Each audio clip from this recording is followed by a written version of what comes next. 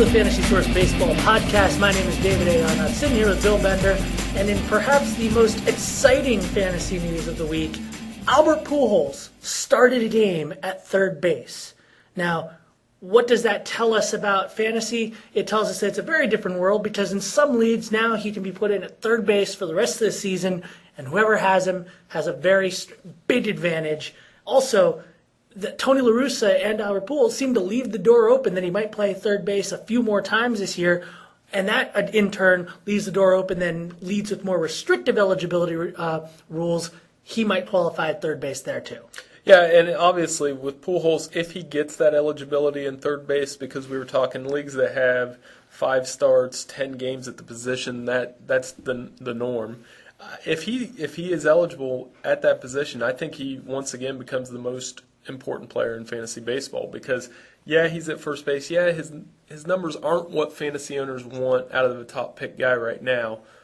But if he gets first base and third base, that kind of line of flexibility you won't find anywhere. It's kind of like, to me, Kevin Youkilis, his situation where as a first baseman, he's reasonably good.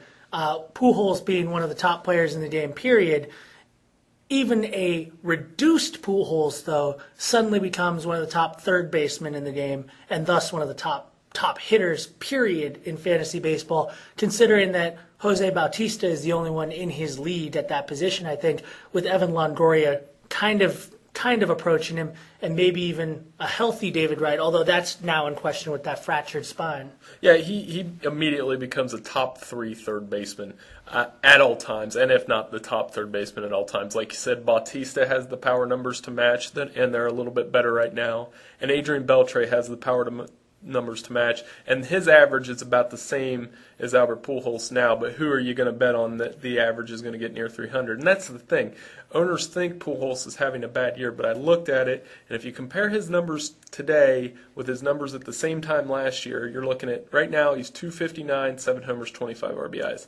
Last year, he was hitting 310 with 8 homers and 29 RBIs. I mean, that's another couple bleeders through the infield. It's average, and it's going to get up around 300 because that's what the guy does. So I think reports that Pujols is not having a good year and owners are trying to believe that, I think those reports are greatly exaggerated. Now, perhaps this goes without saying, but we should lay it out there that if Pujols qualifies at third base, unless you got one of those top 3 third basemen, you pretty much have to shift him to third base and then take your chances of picking up a random first baseman. Because unless you're in the deepest of leagues where the likes of, I don't even know, like Lyle Overbay are the only ones available out there, he might be a good test case for you to talk about, because if Lyle Overbay is your first baseman and Albert Pujols is your third baseman, or Albert Pujols is your first baseman and then someone near the bottom of the third base pool is your third baseman, which would you rather have? I think you'd rather have Overbay and Pujols as opposed to Pujols and somebody else. Oh, and I think that's a slam dunk.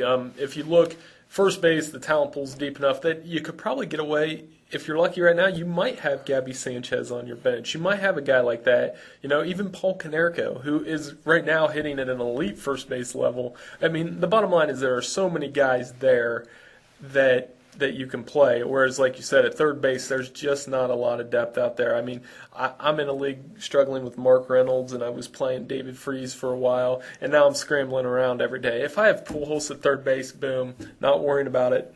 Probably not worrying about it for the rest of the year.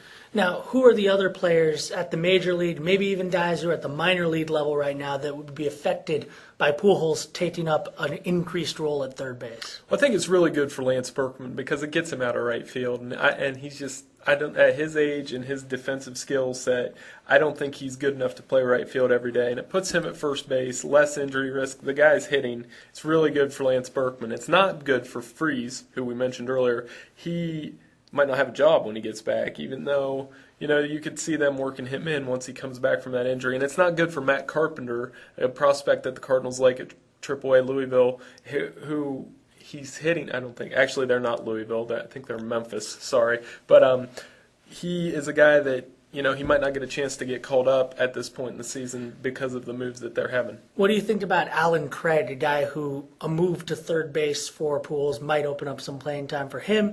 He'd been penciled in at second base, even though that's clearly not his natural position. He's more of a corner outfield, corner infield type. And even then, he's a butcher with the glove, according to most accounts. Right, and the way their lineup works, whoever's hitting around Holiday, Pujols, Berkman is going to be okay. So if they've got him hitting ahead of those three guys, I like his chances to be a fantasy play. And I also like the guy that's hitting directly behind him, which right now is Yadier Molina. And you've seen his value spike up a little bit because his average is going up, and he's hitting for power. So whoever's hitting in front of and behind those big three guys, Pujols, Holiday, Berkman, I like their value all season. So to sum up, if you've got Pujols, you're definitely hoping he gains third base eligibility. And if you don't have him, you really don't want him to get that third base eligibility because that is a huge advantage. It's a huge advantage for your opponents. And like I said, if Pujols moves to third base for his owners, it's an absolute win-win situation. Don't freak out. Don't read too much into it. Just enjoy what you get. All right, Bill. Thanks for joining us. Thank you.